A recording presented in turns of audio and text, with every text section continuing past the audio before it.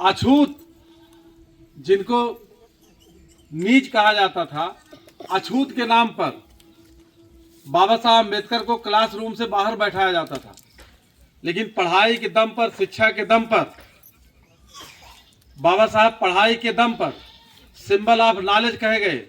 और जब देश भारत का संविधान लिखा जाने लगा तो वही बाबा साहब अम्बेडकर जो कभी अछूत के नाम पे भीमा, कभी अछूत के नाम पे बाहर बैठाए जाते थे, भेदभाव किया जाता था, संविधान लिखने में सबसे योग्य व्यक्ति पाए जाते हैं और भारत का संविधान लिखते हैं।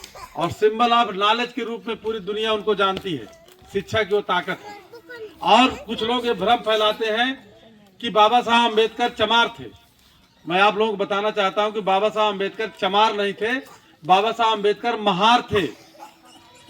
महार थे। महार ये निषादों की एक उपजाति है, मतलब निषाद मछुआ समुदाय की भी एक जात है महार।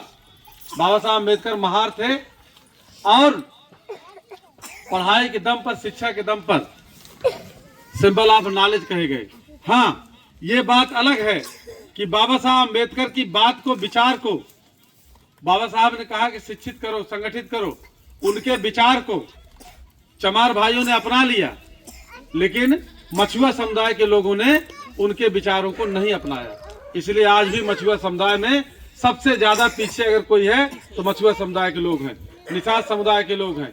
सबसे दीनहीन, सबसे शोषण, अत्याचार अगर किसी का हो रहा है तो निषाद समुदाय का हो रहा है। क्यों? क्योंकि ये शिक्षा में सबसे पीछे हैं।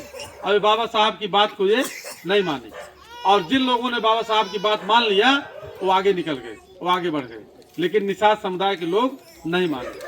तो आज आप लोगों के बीच में हमें बताने आए हैं कि आप लोगों को तरक्की अगर होगी, उन्नति होगी, शोषण से मुक्ति होगी तो शिक्षा से होगी, पढ़ाई से होगी। जब बच्चे आपके पढ़ लिख लेंगे, पढ़ लिख के आगे चले जाएंगे।